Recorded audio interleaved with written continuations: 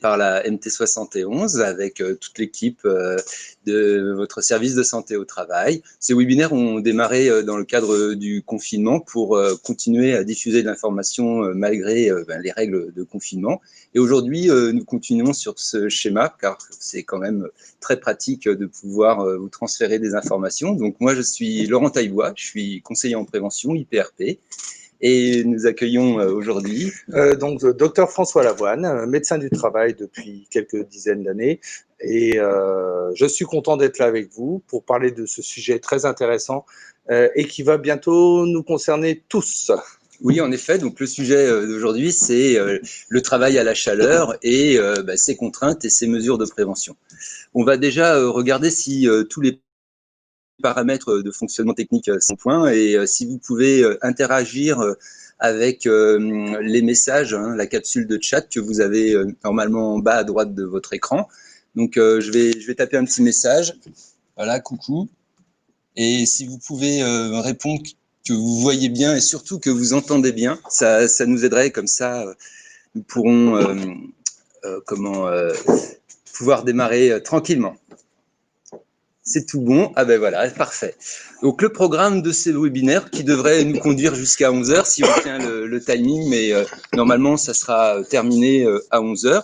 Donc nous avons voulu vous donner des éléments de compréhension des enjeux de la santé au travail dans les contraintes thermiques fortes. Donc docteur Lavoine vous présentera plus précisément les effets de la chaleur sur la santé.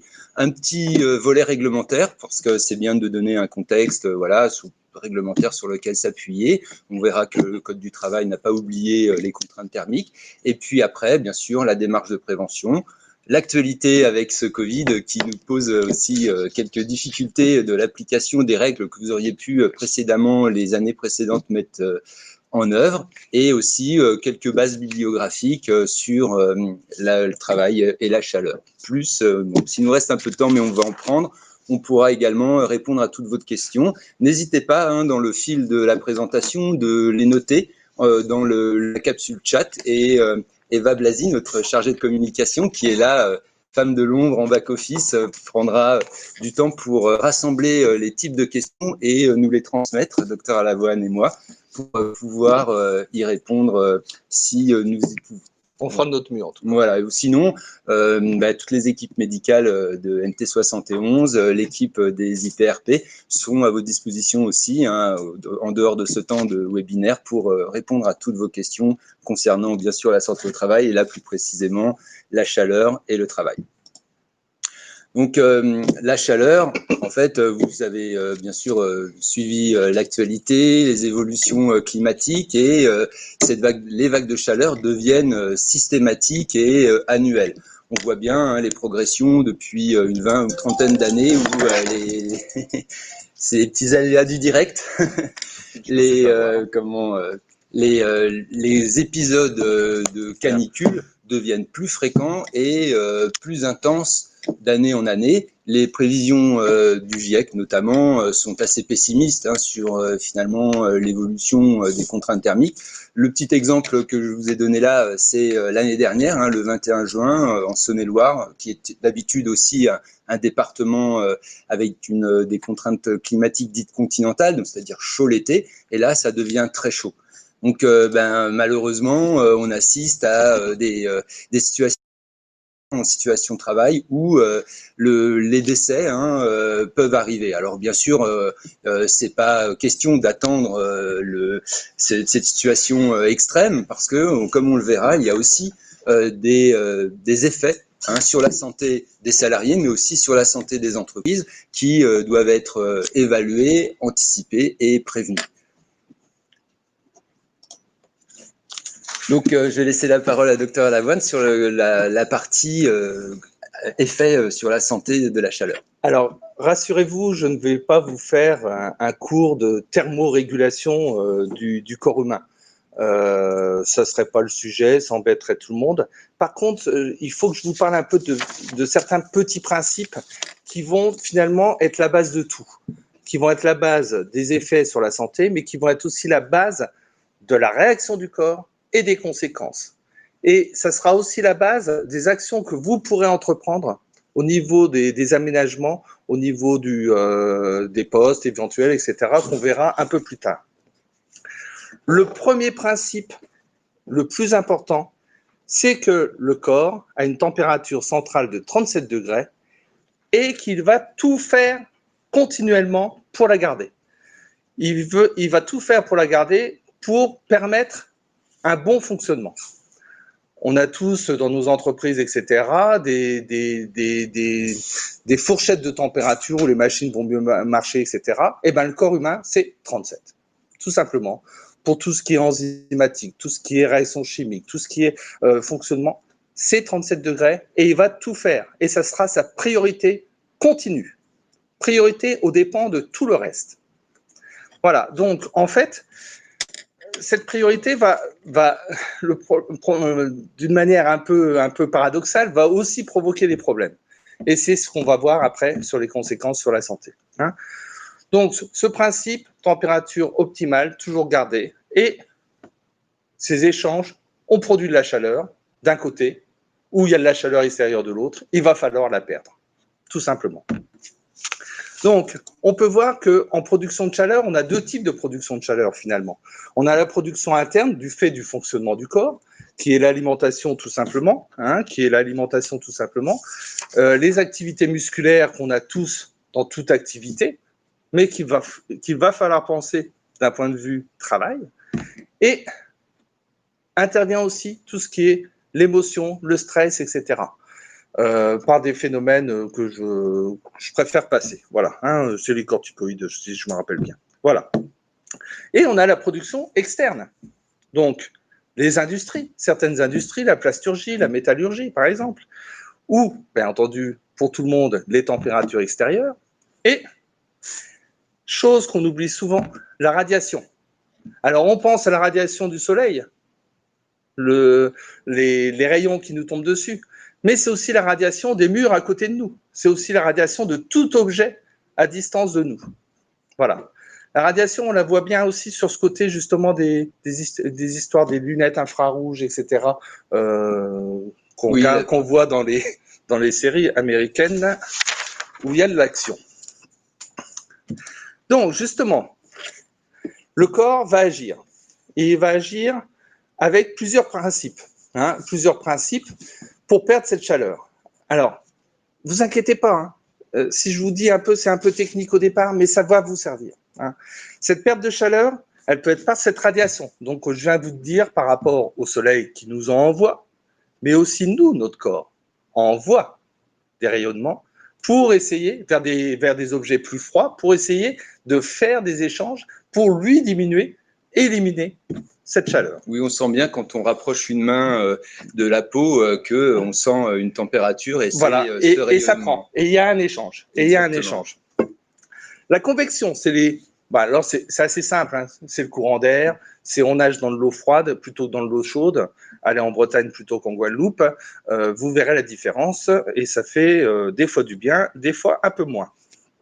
La conduction, c'est les surfaces. C'est les surfaces, mais ça va nous servir, ça, par exemple. À un moment, quelqu'un qui va faire un problème de santé, si on le lie à la chaleur, allonger la personne, augmenter cette surface d'échange par la conduction, justement. Surface froide, bien entendu, pas le sable chaud de Guadeloupe. C'est vrai que le petit exemple montre les pieds. C'est que les pieds, en production, mais en effet, dans des mesures, on le verra un peu dans l'image un peu plus tard, allonger une personne sur un carrelage frais aidera finalement à réguler la température, parce qu'il l'éliminera plus facilement grâce aux échanges du delta plus important entre la surface froide et la température du corps. Et le quatrième principe, l'évaporation. En fait, respiratoire, quand on respire, on a aussi de la vapeur d'eau, etc., qui va s'échanger. Oui, la buée sur les carreaux quand on souffle, voilà, exactement. Voilà. Mais surtout, la sudation, la sueur. Et la sueur, ce n'est pas le fait de faire la sueur qui est un mécanisme passif et un peu actif aussi, qui dépense un peu d'énergie, mais qui va faire de la chaleur. Donc voilà, c'est surtout l'énergie qui va être déployée par le corps avec la sueur sur la peau pour la transformer en vapeur. Cette énergie-là va être dépensée chaleur en moins. Exactement, on a tous l'expérience de sortir de la douche et là, tout d'un coup, on a un petit coup de froid parce que l'eau qu'il y a sur notre peau s'évapore et en s'évaporant, en fait, elle capte beaucoup plus d'énergie et c'est le principe de la sudation. Donc, deux petits principes d'emblée. Ça sera plus difficile dans de l'air saturé en eau déjà, d'où le problème de certains pays, justement avec une très grande humidité dans l'air, où justement la sueur est moins, le mécanisme d'évaporation, etc., est moins efficace puisque l'air est déjà saturé, tout simplement. Oui, et dans des ambiances, par exemple dans les blanchisseries, où la température est importante, mais le degré hygrométrique, hein, la présence d'eau dans l'air joue aussi défavorablement pour les échanges thermiques avec le corps. Et petit principe, si on éponge sa sueur, on a le corps, il fait pas son boulot de perdre son énergie. Voilà, et c'est vrai qu'à un moment aussi, l'organisme peut être saturé. Quand on transpire à très grosses gouttes, parce qu'il fait très chaud, en fait, là, on est en saturation de sa capacité d'autorégulation, et c'est un signal d'alerte, parce que suer à grosses gouttes, ça fait beaucoup de pertes hydriques, comme on verra un peu plus tard, mais ça ne joue plus sur l'évaporation de l'eau, et donc de l'abaissement de la température corporelle. Et si la sueur tombe sur la table, c'est la table dont on fait diminuer la chaleur. Et c'est pas vraiment le but. Et là, par conduction, par contre, et pas par évaporation, parce que l'énergie de la table n'est pas mise en route. Donc, tout ça, ça a des conséquences. Et en fait, la sudation et la vasodilatation que là je rajoute, c'est la base des mécanismes du travail du corps. Alors, la sudation, c'est simple, on perd de l'eau. Mais on perd aussi des électrolytes, du sel, qui participent justement à tout ce travail de garder l'eau dans son corps, etc. Donc, il va y avoir potentiellement des soucis si on en perd trop. La vasodilatation, c'est un peu plus compliqué. C'est les vaisseaux qui se dilatent pour permettre plus d'échanges au niveau de la surface de la peau. Voilà.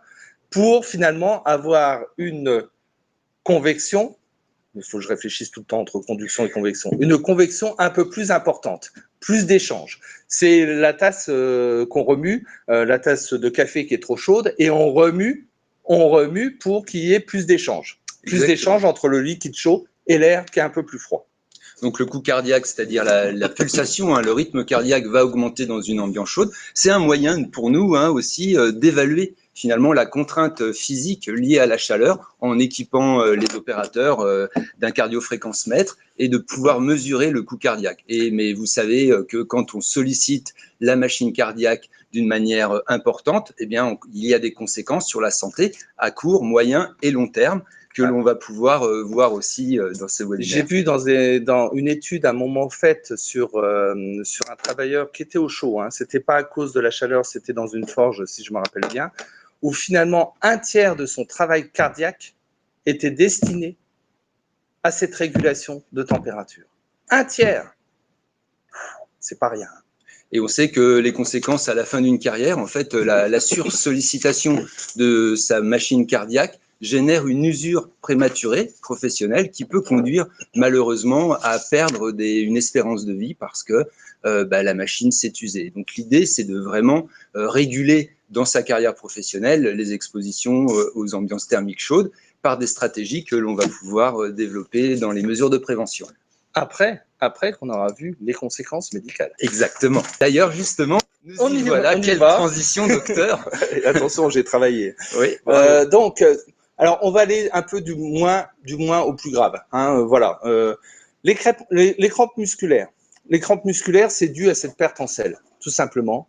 Donc, il va falloir penser à cette réhydratation et surtout réhydratation pas seulement d'eau. On va essayer de réhydrater avec quelque chose qui va aussi apporter des sels minéraux. Dans les pays dits en voie de développement, le coca était souvent utilisé. Bon, un peu trop de sucre, certes, oui, mais beaucoup de sels minéraux. Et c'était finalement, faute de mieux, parce que le Coca-Cola arrivait toujours partout, mais c'était faute de mieux. C'était pas si mal et on a sauvé quelques enfants grâce à ça. C'est vrai que bon, c'est pas un placement de produit de Oui, la oui, part non, du non, pas du docteur, tout. mais c'est vrai que on sait que des fois rajouter un peu de sels minéraux dans l'eau qu'on boit, c'est des conseils de réhydratation, par exemple pour les Celle de cuisine. nourrissons, pour les personnes souffrant d'une déshydratation. Eh ben ça peut tout à fait s'appliquer aussi dans le milieu du travail et de préparer des boissons un peu plus chargées en sels minéraux, pas en sucre bien sûr, parce que ça a des conséquences aussi importantes sur la santé, mais en effet s'attacher à compenser les pertes de sels minéraux, quand on lèche parfois, ça arrive, la peau en sueur, on sent bien qu'elle est légèrement salée autour de la bouche, et c'est ça la perte en sels minéraux qu'il faut compenser. Deuxième chose un peu plus impressionnante, mais qui n'est finalement pas si grave, c'est la syncope de chaleur. En fait, c'est cette vasodilatation qui fait que finalement, le volume de distribution du corps et finalement son efficacité associée à un début de déshydratation qui commence à être là, fait que finalement, au cerveau, tout ça, il y a un peu moins de débit, il y a un peu moins de tout ça qui fait qu'on a cette syncope, ce malaise, ou avec des gonflements des extrémités. C'est la vasodilatation, c'est tout ça qu'on a essayé de favoriser. Les rougeurs de visage. Voilà. Et finalement, c'est simple. On froidit, on allonge, on lève les jambes. On redistribue le volume. On redistribue le volume vers les organes dits plus nobles, le cœur, le cerveau. Voilà, tout simplement. C'est assez simple. Et là, on peut aussi réhydrater. Je ne l'ai pas marqué, mais bien entendu, on peut en profiter quand il est plus dans sa phase malaise, le réhydrater, parce qu'autrement, on fait des fausses routes. Et là, ça peut expliquer aussi les difficultés de vigilance, alors avec aussi d'autres phénomènes. Mais comme le cerveau est moins irrigué, il est en souffrance, et donc là, il va moins bien fonctionner. Donc la prise de décision, les rapports interpersonnels peuvent être perturbés par cette situation liée à la syncope de chaleur. Rappelez-vous, le corps mettra toujours tout en œuvre, quitte à faire déraper d'autres choses, il mettra toujours tout en œuvre pour diminuer cette température à 37. Voilà, pour lui, c'est essentiel dans sa survie de maintenir cette température. Comme la femme enceinte avec son fœtus, le fœtus prendra toujours ce qu'il a besoin et la femme enceinte sera, elle, en carence. Exactement. Mais il prendra toujours ce qu'il a besoin. Là, le plus grave, c'est en fait ce syndrome des... non, c'est pas le presque plus grave. Pardon, je vais trop vite. Le syndrome d'épuisement par la chaleur. En fait, c'est la déshydratation. C'est la déshydratation, en fait, qui provoque justement cette baisse de volume, qui provoque tout ça, qui provoque aussi là le côté maux de tête, nausées, vomissements. C'est plus des réactions, je dirais, nerveuses du sympathique qui vont agir là-bas en réaction pour essayer de compenser. Donc, on va avoir des signes qui sont finalement très banaux, qu'on peut retrouver dans plein d'autres circonstances, mais qu'il va falloir un peu rattacher à des circonstances, en fait. Rattacher à des circonstances et s'en apercevoir avec cette sudation qui est souvent encore présente, qui est toujours là, le côté chaleur associé, faut penser à ça en premier, parce que c'est le plus simple. Et en médecine, il faut des fois voir le plus grave, mais souvent être logique et voir le plus simple sur quoi on peut agir. Et ça, on peut encore commencer à agir. On peut commencer à agir. Tout à fait. Mais ça, il faudra automatiquement un avis parce que ça peut masquer d'autres choses. Ça peut être ce qu'on appelle le diagnostic différentiel, donc de faire la part entre ça ou autre chose. Il faut qu'il y ait un avis médical. Vous voyez par exemple là, la colonne de droite, l'hypotension, il y a la vasodilatation, mais il y a aussi le côté de la déshydratation. On a moins de liquide. La tachycardie, c'est le cœur qui compense, qui va plus vite pour essayer de faire son travail quand même, tout à fait. en travaillant plus. La dyspnée, c'est la même chose. C'est aussi ce côté d'épuisement cardio-respiratoire par rapport à compenser. Voilà. Donc, vous voyez, on commence à avoir des conséquences néfastes, en tout cas des conséquences non suffisantes pour faire le boulot et qui ont des résultats négatifs sur la santé. L'objectif, bien sûr, c'est de ne pas arriver à cette situation par les mesures de prévention adaptées. Voilà. Car là, déjà, le salarié, la salariée, l'opérateur est déjà en danger en arrivant au syndrome d'épuisement. Et comme on le verra, souvent, quand on est finalement victime de cet effet, on n'a pas vraiment la notion de réaction. Et dans les mesures de prévention, finalement, l'observation de ses collègues et de leur état de santé est essentielle. Et puis, bien sûr, les mesures d'hydratation permanentes. Petite caractéristique par rapport à ce qui va nous intéresser derrière, le très grave, température qui va à 40-41, pas plus, et on n'a pas de signe neurologique. Signe neurologique, vous allez voir, on va en parler sur le prochain, voilà, qui est le coup de chaleur, où là, c'est une urgence. C'est une urgence. Voilà, on a, en gros, c'est une défaillance de tout le corps. Le corps n'a pas réussi à faire son boulot de diminuer cette température. Et ce que je vous disais de sa priorité au départ, eh ben, tout défaille.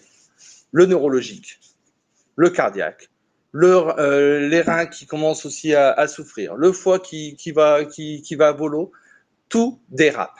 Donc là, ça devient une urgence médicale. Il n'y a pas de question à se poser. Vous voyez une personne qui a une température élevée, qui commence à suer, qui commence à avoir des signes d'hallucination, de délire, de comportements neurologiques pas du tout normaux et pas du tout normaux pour un quidam, pas pour un médecin, pour n'importe qui. Hein, voilà. Et bien là, on n'a pas le choix. Là, le 15, il n'y a pas de question à se poser. On décrit et là, ils viendront le chercher. Car comme l'exemple dans les premières diapositives, l'issue, c'est malheureusement le décès. Oui, ça peut être tout à fait le décès. Donc, bien sûr, il est important d'agir en prévention, en anticipation de cette situation. Et en fait, comme vous l'avez décrit très bien, docteur, aussi, c'est que quand on est victime d'un coup de chaleur, on a du mal à réagir parce que déjà, on est... donc, c'est important aussi d'éviter le travail isolé, comme on le verra, parce qu'il est essentiel que le regard de l'équipe soit vigilant sur l'état de santé et la situation. D'autres facteurs un peu à prendre en compte, mais là, bon, on va redescendre un peu la pression. Voilà, sur le domaine médical, les effets de la santé. On redescend un peu la pression. Là, c'est les facteurs défavorables. Voilà, tout à fait. L'alcool, défavorable pour plein de choses. Mais le premier, ça déshydrate l'alcool, tout simplement.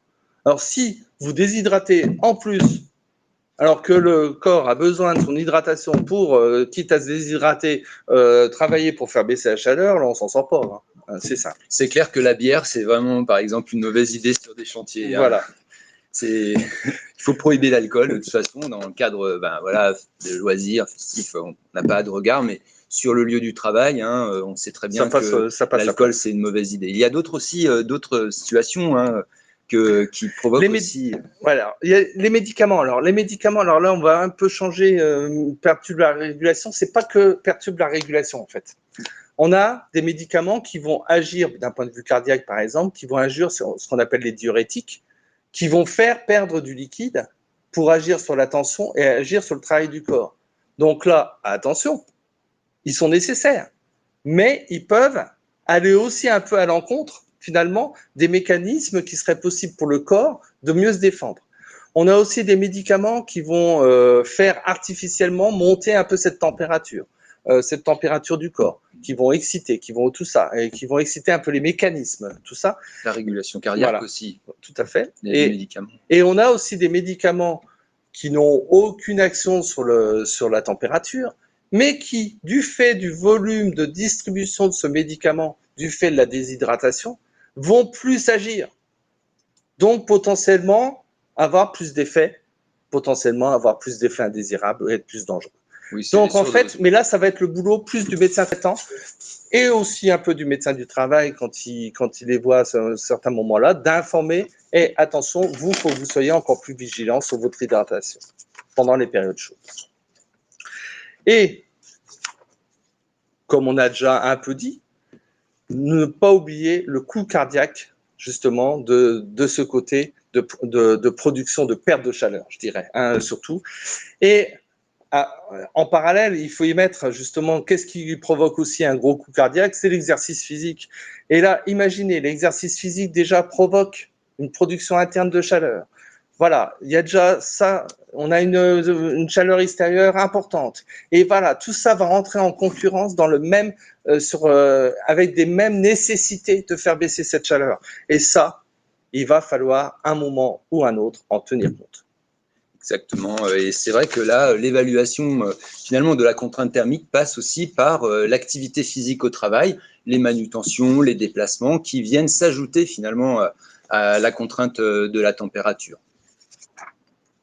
Je passe un peu la parole, j'ai pas mal parlé déjà, à mon Merci, collègue. docteur. Voilà. Encore une fois, n'hésitez pas à interagir hein, si la présentation docteur Alavoine suscite des questionnements, des interrogations. Vous pouvez les marquer dans la capsule chat et nous essaierons d'y répondre à l'issue des présentations, enfin des diapos qu'on vous présente actuellement.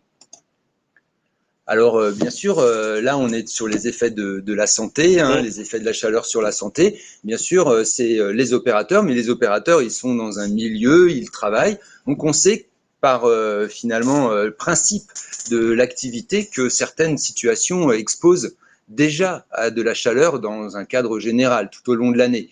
Donc, bien sûr, il y aura une attention particulière à porter sur ces postes qui sont par ailleurs déjà exposants à un certain niveau de température. Donc là, bien sûr, il y a les postes liés à la fonte de matières premières comme les fonderies, les verreries, mais aussi le nettoyage à la vapeur, à l'eau, puisque là, l'hygrométrie du local va augmenter, comme les pressings ou la boulangerie. Donc, déjà, une attention particulière doit être portée. Vous, comme salariés, chefs d'entreprise, d'entreprises qui ont déjà dans leur process de la chaleur. Après, il y a aussi, bien sûr, toutes les personnes exposées. Hein, la situation dramatique du mois de juin, c'était un ramasseur de melons, par exemple. Donc, normalement, à la MT 71, on a peu de ramasseurs de melons, parce que c'est le secteur agricole, mais on peut avoir des artisans qui sont aussi peut-être un peu plus BTP, mais Deux exemples ratés, là. Mais disons qu'on a des artisans hein, quand même. Et c'est vrai que la frontière entre BTP, artisanat, on suit des artisans dans nos effectifs et on peut avoir, bien sûr, là pour le coup, une contrainte thermique forte due au rayonnement et à l'ambiance de la chaleur générale. Ensuite, on a du travail en sous-toiture, mal isolé. Hein, les usines peuvent être des passoires thermiques, malheureusement. Et là, on croit qu'on est protégé du soleil, donc de la radiation. Non, on n'est pas protégé. En fait, la radiation des surfaces, des murs, du toit, etc., qui ont accumulé une chaleur pas possible, bah, c'est retransmis. Ça vous est retransmis. Finalement, on n'est pas protégé. On est protégé du soleil, mais on n'est pas protégé finalement des radiations de tout objet. Voilà. On a tous vécu l'expérience d'aller en sous-toiture, par exemple dans un grenier, et puis sentir une forte chaleur. Bien sûr, il y a la température de l'air, mais c'est aussi le rayonnement indirect du soleil qui chauffe les tuiles et que les tuiles vont après irradier, rayonner dans le local. On a tout à fait ces formes d'exposition dans l'entreprise. Hein, quand, par exemple, l'usine ou le bâtiment dans lequel on travaille est une passoire thermique, qui en hiver c'est difficile à réchauffer, mais en été c'est difficile à climatiser parce que souvent le rayonnement est intense dans ce type de bâtiment. Et c'est le problème qu'on rencontre tous, cette histoire de rayonnement, c'est le problème qu'on a tous dans nos maisons, dans nos habitations, ou dans les périodes de forte chaleur qui se répètent, qui continuent, on a cette accumulation justement d'énergie dans nos murs, etc., avec une perte de chaleur pas suffisante pendant la nuit, etc. Donc on se retrouve finalement de plus en plus avec ces rayonnements qui nous attaquent. Exactement. Donc là aussi, il y aura dans les mesures de prévention une réflexion à avoir autour du rayonnement indirect. Là, les contraintes physiques fortes, le point supplémentaire, on l'a déjà évoqué, hein, bien sûr. Si on doit soulever, se déplacer, avoir un rythme de travail soutenu, là, on s'expose à des risques plus importants. Les activités aux heures les plus chaudes de la journée également, hein, on imagine bien travailler de 14h à 18h sous le soleil, là ça pose des difficultés supplémentaires. On a parlé des risques directs, hein, mais j'avais aussi envie de vous rappeler, puis mon collègue Guy aussi souligne, qui est aussi IPRP, a souligné l'importance de parler de ces risques liés indirects, hein, parce que finalement, la chaleur va générer aussi d'autres difficultés. On a parlé de la perte de vigilance, la difficulté finalement d'avoir une réflexion de prévention, parce que dans le travail, le dernier rempart à l'accident, c'est sa vigilance. Quand on conduit, par exemple, le risque routier, on voit très bien que respecter le code de la route, avoir ses capacités cognitives développées pour la vigilance, c'est son dernier rempart avant l'accident. Et dans les situations de travail, c'est aussi ça, parce qu'il peut arriver qu'il y a des risques résiduels qui nécessitent une vigilance accrue. Et lorsqu'il fait chaud, cette vigilance peut s'abaisser et le risque, pour le coup, proportionnellement augmenter. Donc la perte de vigilance peut générer aussi des risques indirects liés à la chaleur. La difficulté à tenir des charges aussi, parce qu'elles peuvent glisser, on a les mains moites, on peut aussi avoir des accidents liés à une chute, à un heurt. Les difficultés à porter les équipements, alors là, par exemple, dans toute la littérature de l'INRS, l'Institut national de recherche et de sécurité, ou pour le coup, mais ça nous concerne moins nos adhérents de la NT 71, mais c'est toujours intéressant de voir ce que l'OPP-BTP fait, l'organisme de prévention du bâtiment. Et c'est vrai que ces deux organismes attirent beaucoup la vigilance sur le fait que un masque, un casque, des chaussures de sécurité, tout ça, ça devient plus difficile à porter, mais c'est pas parce qu'il fait chaud qu'il faut s'exonérer du port de ces équipements de protection. C'est comme les vêtements qui sont couvrants. D'un point de vue confort pour les porter, on a cette sensation que ça nous rajoute de la chaleur, mais non, on diminue un peu ces effets de la radiation sur notre corps. Voilà, alors, mais là, on est dans cette dualité entre ce côté de sensation et ce côté d'efficacité réelle. Et c'est pas toujours facile, mais ça peut s'expliquer aussi. Et ça peut aussi informer les salariés par rapport à ça, par rapport à ces vêtements, d'enlever tout pour être mieux finalement. C'est pas si mieux que ça. Non, on sait que torse nu, c'est pas forcément la meilleure façon de se protéger du soleil. En plus, il y a le problème du rayonnement ultraviolet qui peut générer aussi des problèmes de santé graves par la suite, type mélanome, j'en passe des meilleurs. Mais donc, bien sûr, l'apport vestimentaire, la dimension vestimentaire importante, mais les équipements de protection individuelle qui sont portés tout au long de l'année, doivent continuer aussi à être portés dans le cas de période caniculaire, et avec bien sûr les contraintes, on en est tout à fait conscient. Et aujourd'hui, avec le Covid, pour le coup, on est un peu aussi lié à ces contraintes, et on le verra tout à l'heure, finalement, le port du masque qui devient une difficulté pour la respiration, pour les échanges aussi thermiques, comme on l'a évoqué. Mais on y reviendra, docteur. Là aussi, et donc, il y a des risques aussi liés au process, aux matières premières, au process. On sait que la variabilité de température dans la tenue des objectifs de production est importante. On ne produit pas en hiver comme on produit en été. Les matières premières peuvent évoluer. On peut avoir des instabilités, par exemple chimiques, mais aussi des agglomérats, des choses qui viennent rendre plus difficile le travail et finalement ajuster son activité en prenant quelques risques, malheureusement. Même dans le travail de bureau, nos ordi rament plus en chaleur haute.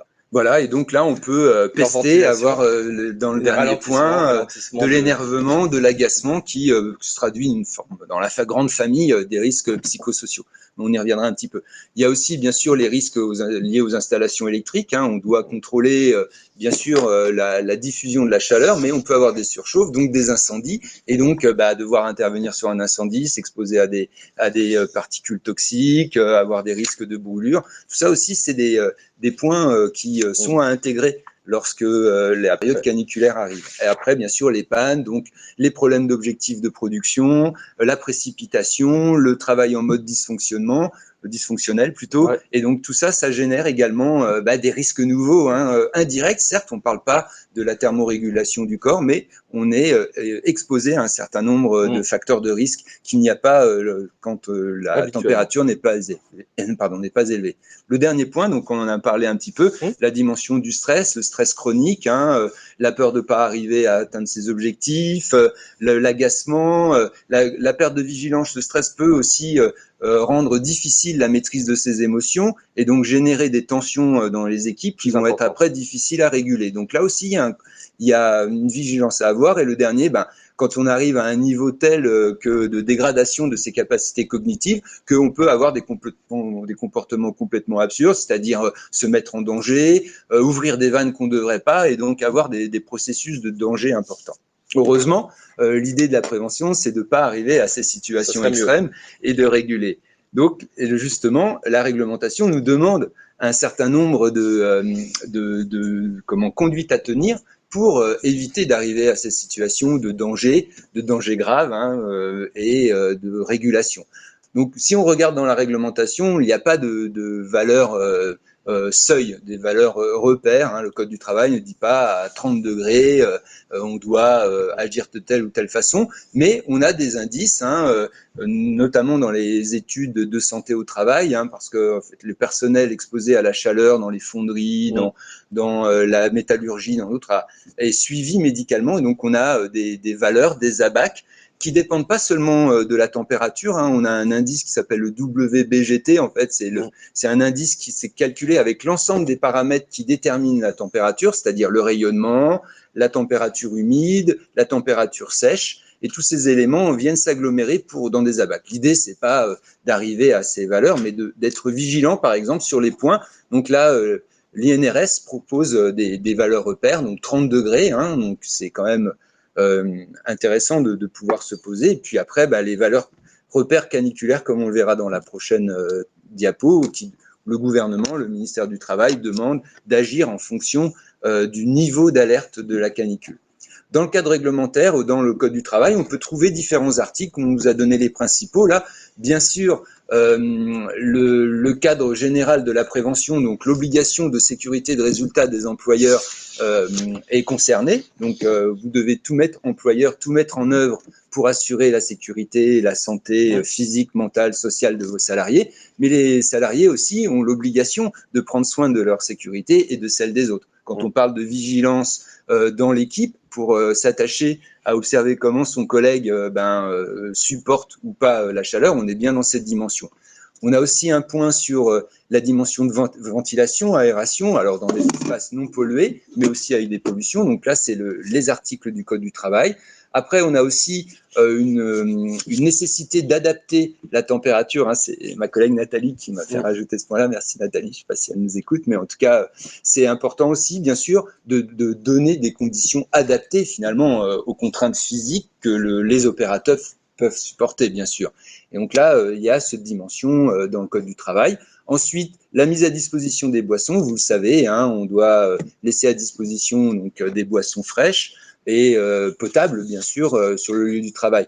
Ça, c'est une question bien, par exemple, dans les usines, dans les bureaux, ça ne pose pas vraiment de problème, mais sur des chantiers occasionnels ou itinérants, là, bien sûr, il y a une anticipation, une réflexion à avoir pour pouvoir mettre à disposition toutes ces boissons. Votre évaluation, bien sûr, des conditions propres à votre activité doit faire l'objet d'une évaluation et une transcription dans votre document unique. Donc là, je ne vais pas vous faire l'affront de développer la question du DURP. D'ailleurs, il y a des webinaires en replay que vous pouvez voir sur le site de la MT71 qui cadrent un peu, peut-être pas spécifiquement sur la question de la chaleur, mais en tout cas sur la méthodologie d'actualisation, parce qu'il date de 2001. Donc, vous avez tous un document unique, bien sûr, mais voilà, sur l'actualisation par rapport aux contraintes thermiques et puis les plans d'action de prévention. Il ne suffit pas d'évaluer les risques, il faut aussi, bien sûr, les prévenir. Voilà pour le côté réglementation, on a essayé de faire assez court. Donc, deuxième point de repère, l'approche réglementaire, mais il y a aussi l'approche contextuelle et disons que l'évaluation des risques, elle dépend bien sûr pour le coup, donc les contraintes thermiques environnementales fortes dépendent de la température externe. Et suite à l'épisode dramatique de canicule de 2003, le gouvernement a mis en place un dispositif d'alerte qui continue toutes les années et encore aujourd'hui. Depuis le 29 mai, en fait, on a début juin, généralement au début du mois de juin, une directive canicule. Donc cette directive canicule, elle prend en compte les épisodes météorologiques. Donc on a plusieurs épisodes, le pic de chaleur, la vague de chaleur et l'effet canicule. Donc ça, c'est une gradation qu'on retrouve un peu là au niveau des 4 niveaux. Un niveau de vigilance, début juin, on ne sait pas. On sait que par exemple là, en 2020, on a eu 2 jours de pic de chaleur. Alors, quelle est la différence entre pic de chaleur, vague de chaleur et canicule ? En fait, c'est la température.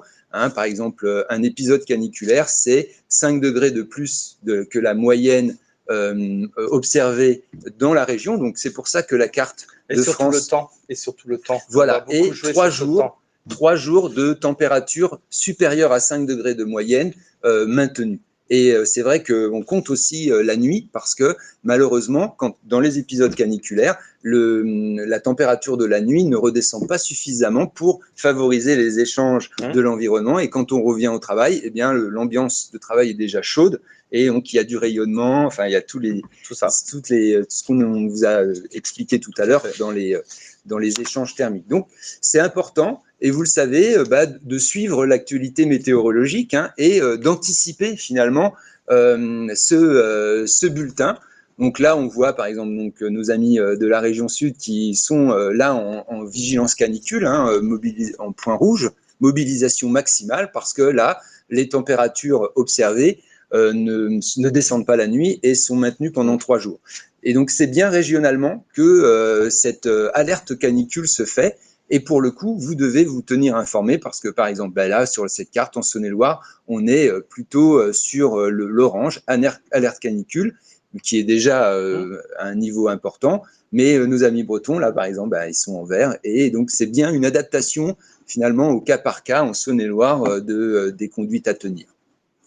Pour vous aider à mettre en place un plan d'action autour de cette disposition canicule, vous avez les instructions interministérielles du 29 mai, par exemple de cette année, qui ont été éditées. Tous les liens que vous avez sur cette présentation, vous pourrez les cliquer. Donc déjà, vous retrouverez la présentation, on ne vous l'a pas dit en introduction, mais vous retrouverez toute cette présentation sur notre site mt71.fr qui vous a servi à vous inscrire, mais et également quelques liens utiles que Eva se fera une joie de mettre à votre disposition pour que vous puissiez constituer un dossier aussi d'information et de prévention que vous pourrez diffuser après auprès de vos salariés, auprès de vos collègues. Donc voilà, l'alerte météo, c'est vraiment un point crucial d'information pour agir après dans l'entreprise. Donc, comment agir? C'est là la question de la prévention qui nous intéresse le plus.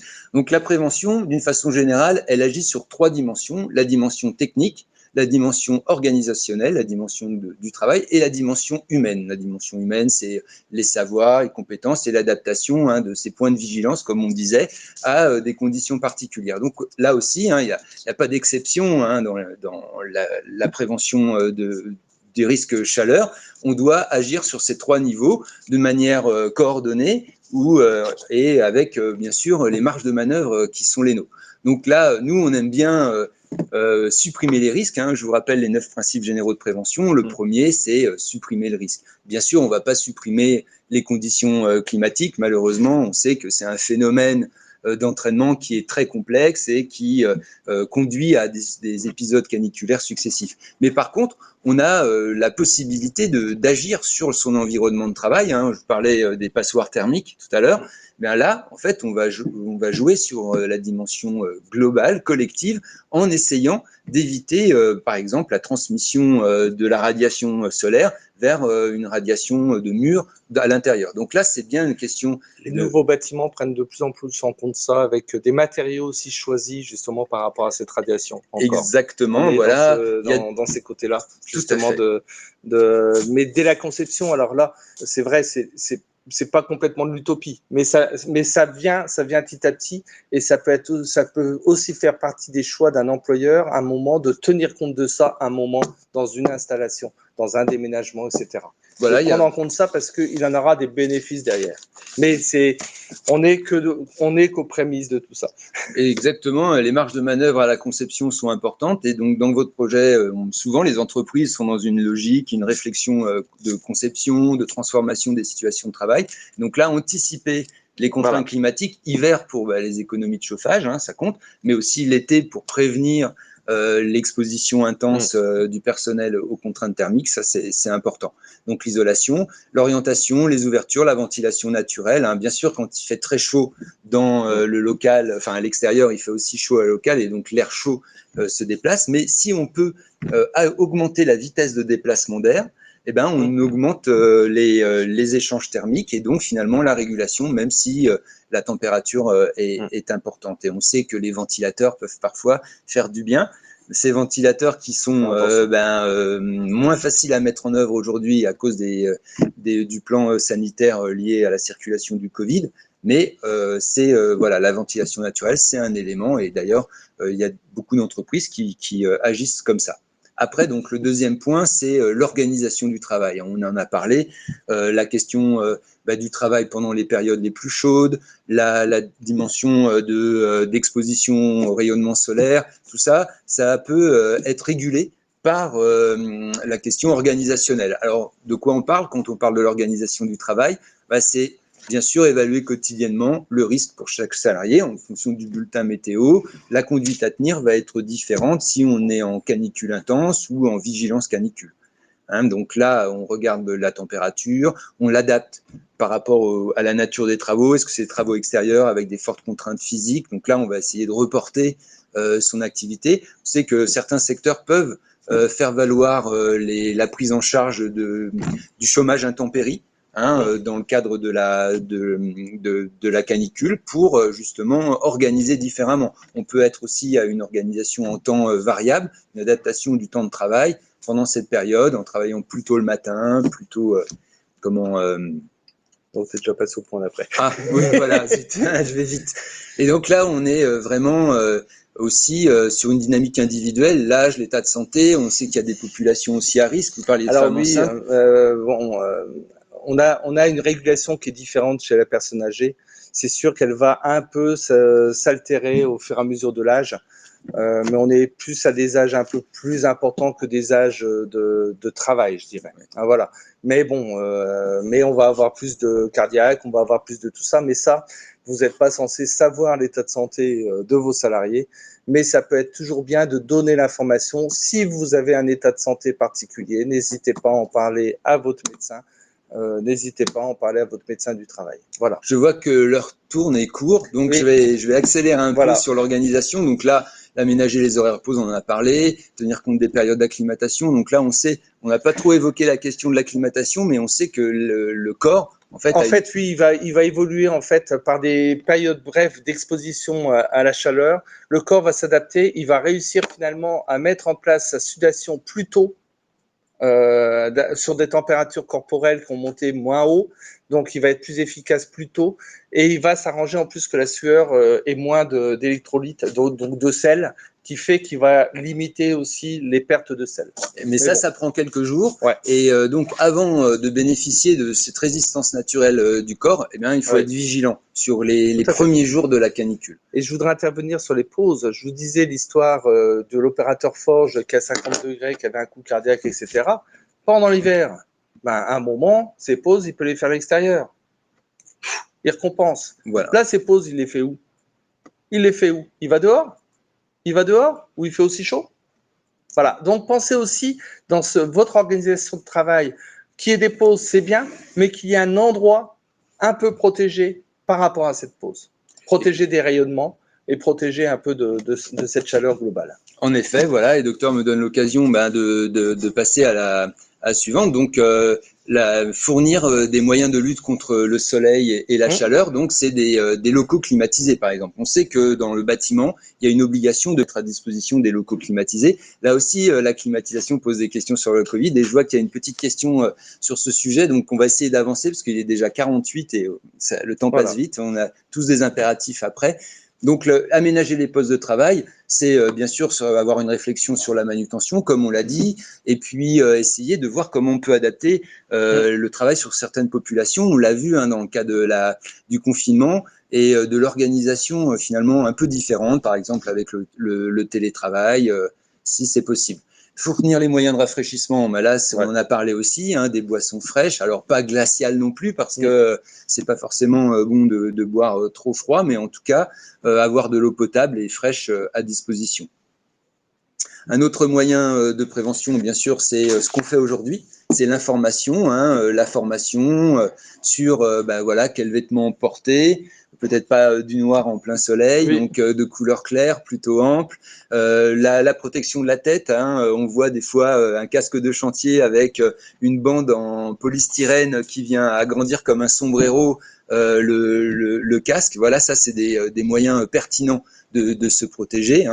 Voilà, toujours boire sans attendre la soif, bien sûr, parce qu'on sait que des fois la soif c'est un indicateur un peu tardif. Éviter les repas copieux, les boissons alcoolisées, la caféine aussi, hein, donc trop de café va stimuler le cœur, et donc comme là il est déjà dans une dynamique de stimulation à cause de la nécessité de réguler la chaleur, la caféine supplémentaire, c'est pas bon non plus. Donc, on continue, donc former, accompagner. Donc là, vous savez qu'il y a une obligation réglementaire d'avoir un référent sécurité, qui est souvent le chef d'entreprise, mais ça peut être aussi un animateur QSE, un responsable sécurité, enfin voilà. Donc lui, il est aussi là sur le pont, je serais tenté de dire, pour mettre en place et animer la politique de prévention des coups de chaleur, enfin en tout cas des conséquences liées à la chaleur. Le référent Covid-19 aussi, qui est demandé dans la dernière, dans le dernier protocole national de déconfinement du 24 juin. On en a parlé aussi pour vous donner un lien, mais je pense que vous avez déjà pu consulter ce protocole de déconfinement du 24 juin. Donc là, on vous demande un référent Covid-19. Ben lui, il va réfléchir à comment adapter la question des contraintes thermiques et leur prévention avec les contraintes liées au Covid et la prévention qu'on va voir tout de suite après. Donc voilà, organiser, si vous faites des quarts d'heure sécurité, des causeries sécurité, ben voilà un vrai sujet dès le mois de juin pour anticiper, débattre sur les mesures de prévention les plus adaptées, celles qu'il faut ajuster. Moi, je dirais avant le mois de juin, mais bon, parce qu'on est de plus en plus dans des températures qui commencent à être excessives. Des périodes de plus en plus tôt. C'est pertinent, c'est pour ça on a dit anticiper la période aussi dès le printemps, parce que vous avez des dispositifs canicules, ça y est, vous pouvez les mettre en place. C'est une sorte de marronnier annuellement, voilà, vous posez pas de questions, c'est le printemps, on y va. Alors là aussi, appuyez-vous sur des ressources internes ou externes pour vous aider à élaborer ce plan d'action de prévention. Nous, bien sûr, on est à votre disposition pour les recommandations, mais aussi le CSE quand il existe, ou le CSCT, ou toutes instances représentatives du personnel sur les mesures à appliquer et aussi sur l'animation, parce qu'on sait que le comportement humain est un peu perfectible, donc il faut animer, c'est le cas de le dire, la dynamique de prévention. Bien sûr aussi, il faut doter l'entreprise des moyens que vous avez décidé de mettre en œuvre, de l'eau fraîche, la protection individuelle contre la chaleur, et puis le plan de communication. Voilà. Et puis le dernier point, c'est ajuster. Donc c'est important dans une démarche itérative. On sait qu'il y a beaucoup d'entreprises qui développent l'assurance qualité. Donc la route des lignes, c'est connu. Donc là, vous êtes dans une démarche itérative.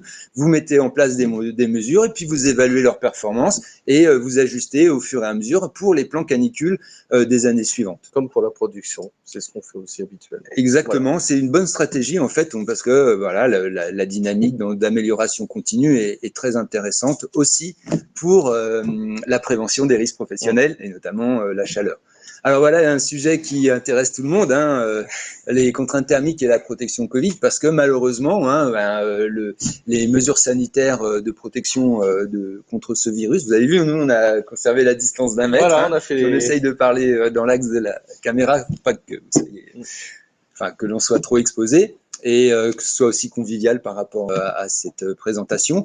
Donc là, les contraintes thermiques, on a des informations sur le protocole de déconfinement du 3 juin avec des dispositions. La première disposition, c'est discuter finalement des conditions à mettre en œuvre, le dialogue social, la réflexion collective, tous ces éléments sont très clairement indiqués dans le protocole de déconfinement pour en fait ajuster au mieux les conditions de prévention aux conditions de travail qui sont singulières dans chaque entreprise, bien sûr.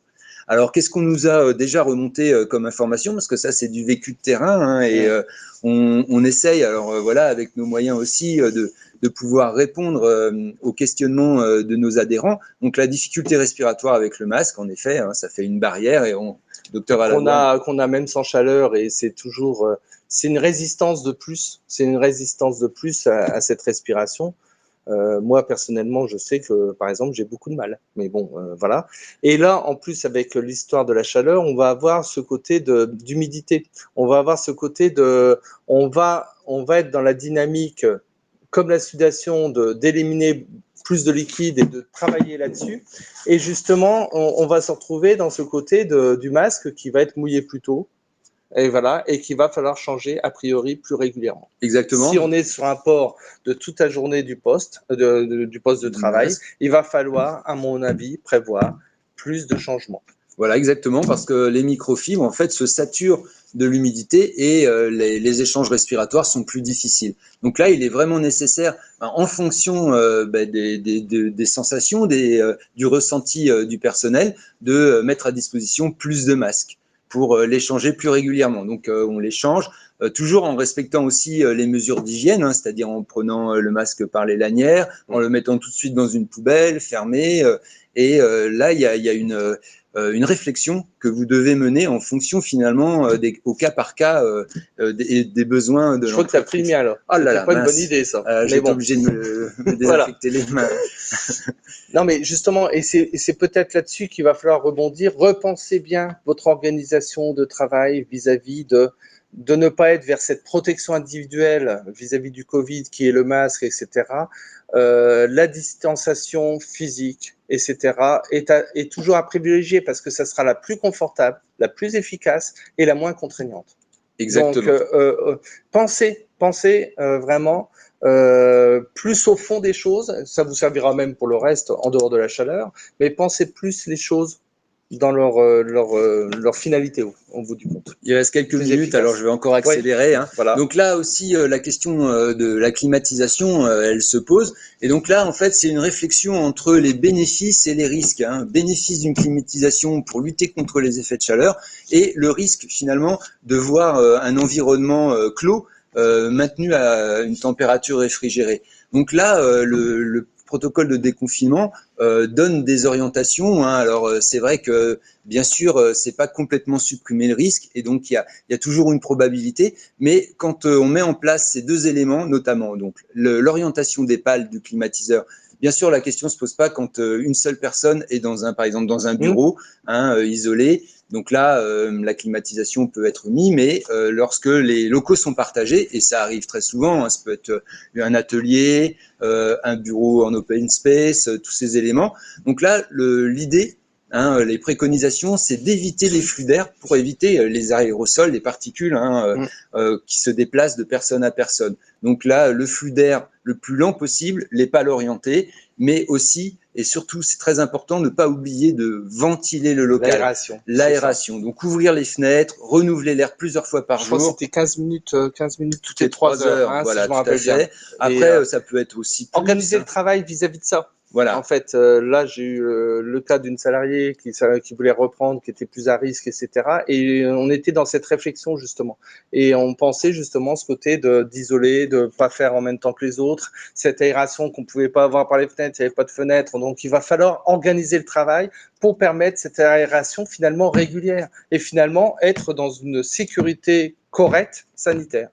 Voilà. Et si vous estimez que la climatisation est importante, parce que, comme on a dit, ça peut générer des risques peut-être plus importants encore que la probabilité d'attraper le Covid, parce qu'on est toujours dans des facteurs de risque là, et on sait que les populations actives, par rapport à l'épidémiologie de la crise sanitaire depuis le mois de mars, montrent que il y a des personnes exposées au travail, mais c'est pas celles qui font les cas les plus graves du Covid. Donc il y a toute une réflexion à avoir sur finalement le coût bénéfice-risque de cette situation. Donc, et bien sûr l'aération. Il reste 2 minutes. Ça va être chaud, c'est le cas de dire. Donc, organiser les pauses, bien sûr, toutes les mesures de prévention liées au Covid sont conservées. Les pauses, donc avec les distanciations physiques, les mesures d'hygiène strictes. Mais les points importants, c'est le masque et la ventilation. Et là, je pense qu'on a répondu. En tout cas, si on n'a pas répondu, vous pouvez nous demander des questions plus précises. On arrive à terme. Donc là, en conclusion, il reste 1 minute pour les questions. Bon. On espère qu'on a été assez complet, qu'il n'y a pas trop de questions, qu'on a été assez complet.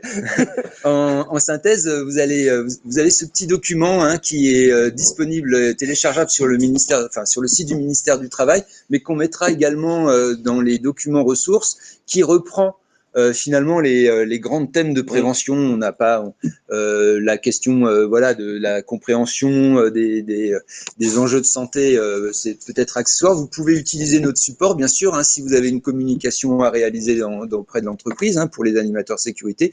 Mais on a trouvé que cette synthèse, elle était très intéressante. Bien sûr, adapté au contexte Covid. Hein. Ici, on a rajouté ce petit point parce que il y a bien sûr cette question à prendre en compte. Mais là, on a tout ce que, en résumé, tous les éléments que on a pu aborder dans cette présentation. Et il est 59. Les conseils et accompagnements, bien sûr, les équipes médicales de la MT71 sont à votre disposition pour répondre aussi à vos questionnements. N'hésitez pas, soit par la boîte mail générale de la MT71 ou auprès de votre médecin du travail et son équipe médicale. Tout à fait. On fera de notre mieux pour répondre au mieux aux préoccupations de chacun, aux cas particuliers. Exactement. Je vois qu'il est 11h, il nous reste 58 secondes. Le dossier de l'INRS, ici, travail et chaleur, c'est un dossier très intéressant. Vous allez retrouver de l'affichage qui a servi un peu à l'élaboration de cette présentation, que vous pourrez mettre dans les entreprises pour vous cultiver, pour vous donner des informations complémentaires à ce que l'on a pu vous diffuser. C'est une bonne source d'information. Hein. Et puis, le dossier du ministère du Travail également, qui redonne un peu tous les points qu'on a développés ici. Et en cas de canicule, si vous avez des questions particulières, il y a également un numéro vert qui est à votre disposition. Mais là, c'est plus sur les préconisations un peu générales de santé publique, hein, qui vous concernent aussi en dehors du travail. Mais on a voulu aussi vous signaler cette source d'information. Voilà, on est arrivé au terme de la présentation que l'on voulait vous faire. D'un point de vue questions, Eva, on a des questions? Alors, on a quelques questions, effectivement, qui sont surtout orientées climatisation, ventilation, etc. Il y a une question qui porte sur la priorisation des risques. Comment on la gère, cette priorisation des risques? C'est complexe. Je pense qu'il faut en fait, moi je dirais, je ne partirais pas du risque, de l'importance du risque, je partirais de sur quoi je peux agir en fait, sur quoi je risque d'être plus efficace. Alors c'est pas une démarche qu'on doit faire habituellement, hein. Attention, hein. Là je suis prêt à chaud comme ça. Voilà, je partirais à un moment si on se dit ou partir de l'expérience. C'est mes salariés ont des grosses difficultés par rapport à cette chaleur et on a vu, ça a été difficile pour eux et on a enfin réussi à mettre les clims et voilà, et finalement on a eu un gros gain. On s'en rappelle, on le met dans un coin de notre tête. Parce que si on part que du risque Covid, où on veut le risque le réduire au maximum, on arrête tout. Mais on va avoir des très grosses conséquences et on sait les conséquences, on les a déjà analysées. Donc à un moment, il va falloir plutôt être dans cette réflexion de se dire oui, le Covid, il circule partout. Et finalement, quand on regarde bien, c'est affreux ce que je vais dire et je devrais peut-être pas le dire en public. Dans les entreprises, on est peut-être encore plus précautionneux que dans la vie courante. Allons en course, c'est catastrophique. Donc, à un moment, oui, vous avez une obligation d'employeur. Oui, il va falloir que vous puissiez justifier vos choix. Mais, à un moment, je pense que faire le choix de ces conditions qui ne soient pas catastrophiques, en étant peut-être un peu moins bon sur le Covid, mais en ayant mis quand même ce qu'on pouvait mettre en place le plus possible par cette aération, on peut organiser le travail, par exemple, en se disant, on fait le truc, on met la clim, mais de temps en temps, on s'arrange pour qu'il y ait cette aération, quitte à ce que ça nous coûte de l'énergie pour refroidir. Jouez sur les niveaux que vous pouvez jouer, et je pense que le choix, il peut se faire, mais d'une manière saine, en fait, saine, simple, pas des usines à gaz. Voilà, je partirai pas par cette priorisation au départ, je partirai par les moyens et l'expérience qu'on a aussi des conséquences qu'on a vues et sur le Covid, mais qu'on voit aussi dans la vie quotidienne, et surtout sur cette non-climatisation à un moment des locaux. La priorisation du risque, c'est un exercice difficile. Hein. On sait que dans le document unique, on doit caractériser le risque par la fréquence, la gravité, l'occurrence, la probabilité que ça survienne, les effets. Et tout ça, c'est des échelles un peu arbitraires que vous allez décider parce que l'obligation de sécurité de résultat, il pèse sur l'employeur, bien sûr aidé par les partenaires sociaux, les salariés dans la réflexion, mais en effet, vous allez devoir évaluer, juger quelque part finalement quel est le bénéfice, quel est le risque, l'opportunité, menace. Vous connaissez sans doute la matrice SWOT. opportunités, menaces, bénéfices, risques, et d'ajuster au mieux la situation. On prend des risques tous les jours, hein, le risque routier, hein, on sait que c'est un accident enfin, c'est un risque mortel. Hein, la probabilité d'avoir un accident dans les 5 km de son domicile ou de son travail est très importante, mais s'il n'empêche, on prend sa voiture parce qu'on met en place des dispositions de prévention. Je pense que dans le document unique, justement, il faut que vous mettiez votre réflexion, il faut que vous mettiez votre raisonnement, les priorisations que vous avez faites. Ce que je vous disais dans l'exemple que je vous ai donné, c'est on a déjà constaté une très grosse difficulté quand on n'avait pas la clim qui était de tel ordre, de tel ordre, de tel ordre. Donc, on avait résolu ces difficultés-là. Donc, on sait, oui, on a le Covid, on pourrait faire ça, ça, ça. Donc, on choisit de faire plutôt ça et ça pour pouvoir conserver. Mais donnez votre raisonnement. Donnez votre raisonnement. Le contrôleur qui pourrait vous mettre en cause, etc., ce qu'il ne supportera pas, c'est que vous n'ayez pas fait la réflexion et que vous n'ayez pas pris de décision. Donc, faites cette démarche, expliquez-la dans votre document unique. Elle sera peut-être pas parfaite, elle sera peut-être arbitraire par vos choix, mais en tout cas, elle sera le résultat d'une réflexion. Et c'est ça qu'il faut que vous montriez, entre autres, dans votre document unique et dans vos choix. Tout à fait. Alors, autre question également sur brumisateur et port de masque. Est-ce que c'est compatible? Parce que tout à l'heure, docteur, vous parliez effectivement du masque qui a changé plus régulièrement. C'est compatible en sachant qu'on va être dans ce côté de changement de masque. C'est compatible, c'est efficace vis-à-vis de ce côté de sensation et d'amélioration.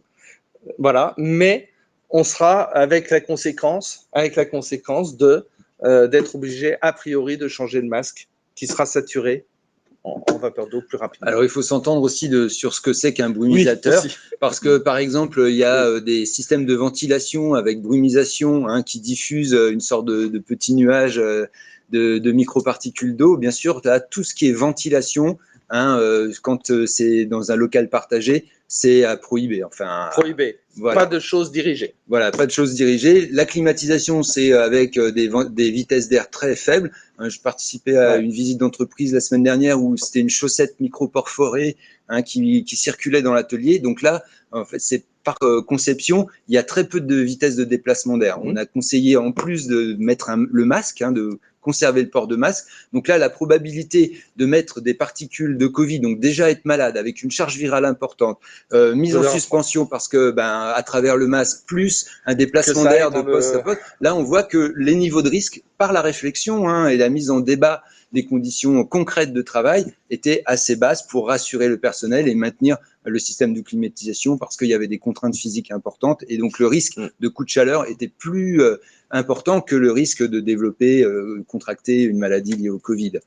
Donc, c'est vrai qu'il y a toutes ces phases de réflexion et le brumisateur. Alors, si c'est un brumisateur individuel comme ça, en fait, le brumisateur, il fonctionne bien avec de la ventilation parce que simplement se pulvériser de l'eau sur le visage alors qu'il y a déjà de la sudation, ça, c'est pas très efficace. Brumisation plus ventilation, là, on a un effet d'évaporation des gouttelettes d'eau, des micro-gouttelettes d'eau, donc de captation, hein, comme on a dit tout à l'heure, de la chaleur corporelle et de son évacuation. Donc, c'est vraiment là aussi au cas par cas. Si vous êtes dans un bureau individuel et que vous mettez un petit coup de brumisateur pour vous rafraîchir, pourquoi pas, mais si c'est des brumisateurs comme on peut voir par exemple aux terrasses de certains établissements, hein, là non, c'est quand même un vecteur de virus. De transmission. Exactement, potentiel. Je vois le droit de retrait peut-être. Ouais, voilà, on a une question qui est un peu juridique, je ne sais pas si nous sommes en mesure d'y répondre. C'est vrai que la jurisprudence laisse la liberté aux salariés, ce qui estime être dans un danger grave et imminent, de faire valoir son droit de retrait lié aux contraintes climatiques. Il n'y a pas de valeur repère, hein, c'est vraiment au cas par cas, mais bien sûr, il y a une possibilité de droit de retrait. Je pense que ça peut se justifier en fait quand on est dans des circonstances très particulières, que l'employeur qui aurait pu mettre en place des choses ne les met pas en place. On est dans moi je dis, un salarié qui pense que les choses pourraient être faites autrement, penser autrement, etc., mais d'une manière majeure, hein, avec un risque majeur, Oui, pourquoi pas. Alors, en sachant que le décideur de s'il était valable ou pas, ça sera pas la médecine, ça sera l'inspection, ça sera pas la santé au travail. Disons que Mais quand on... pourquoi pas à justifier, mais peut-être avoir dans l'esprit de conditions extrêmes et de mise en place insuffisante qui aurait pu être mise en place. Voilà. En gros, c'est Voilà. un dispositif qui peut être utilisé. Malheureusement, c'est un peu un constat d'échec du dialogue social et de la discussion, hein, parce que finalement, c'est quand on fait un droit de retrait, c'est que on n'a pas pu s'entendre sur voilà, le partage des conditions réelles. Donc, il y a toute finalement la démarche au préalable hein, qui est important à mettre en œuvre avant d'une situation en tension. Mais si ça arrive, bien sûr que ces dispositions du Code du travail peuvent s'appliquer dans les contraintes thermiques, mais ça sera à l'évaluation après de l'inspecteur du travail qui peut avoir un rôle de médiation sur ces questions si la décision n'est pas tranchée. Dernière question sur la désinfection des filtres lorsqu'on a une climatisation par l'extérieur. Est-ce qu'on peut quand même l'utiliser sans danger si les filtres ne sont pas désinfectés? Alors là, c'est vrai que c'est une question assez technique parce que là, ça dépend vraiment du type de climatisation. On a par exemple des climatisations type split où c'est de l'eau rafraîchie qui est transportée jusqu'au système d'échangeur. Donc là, il n'y a pas du tout de filtre. Après, on a des systèmes avec renouvellement d'air, soit en partie, soit total.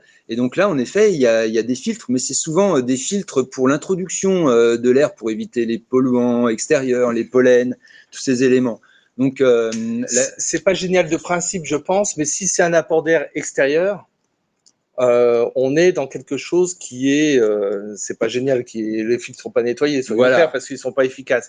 Mais vis-à-vis du Covid pur, j'ai envie de dire, on s'en moque. On pourrait quasi s'en moquer.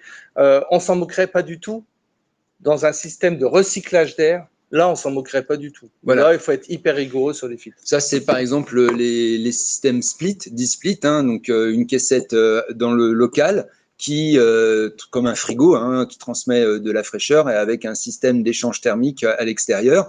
Et donc là, la cassette de split, hein, le climatiseur interne, il a des filtres qu'on doit renouveler régulièrement, mais c'est vrai que ces filtres ils sont inadaptés pour la filtration de particules aussi grosses qu'un aérosol, enfin ou un virus.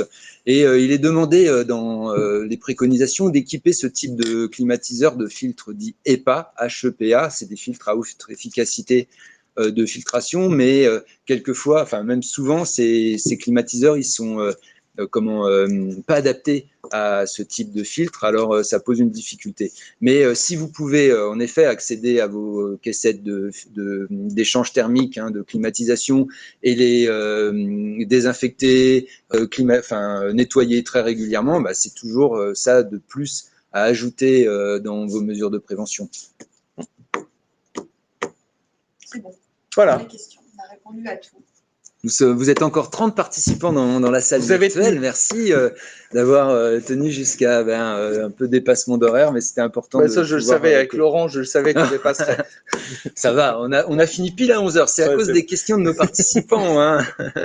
Non, mais c'était normal qu'on prenne un petit temps. Tout à fait. Et j'espère que cette présentation vous a intéressé. Vous pouvez la revoir très rapidement en replay. Hein. N'hésitez pas aussi à nous faire part de vos questions qui pourraient naître par la suite, comme on vous l'a indiqué déjà précédemment.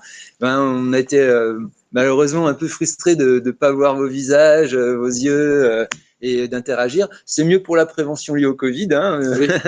Parce qu'en plus la salle est climatisée ici. Alors, mais on est encore, hein, bien sûr, à votre disposition. Et puis, si vous avez des thématiques de webinaire aussi que vous souhaiteriez voir animer, n'hésitez pas à nous faire remonter aussi l'information. On fera un plaisir parce que les demandes individuelles servent aussi finalement à répondre collectivement. Et on est vraiment heureux de pouvoir participer à ce type d'événements et de vous transmettre toutes les informations utiles pour que vous puissiez maîtriser au mieux les risques professionnels qui sont inhérents à vos activités singulières. Voilà, je vous remercie encore de votre participation. Voilà, de même. Merci pour votre écoute. Voilà. Et puis à bientôt, hein, en virtuel ou en réel.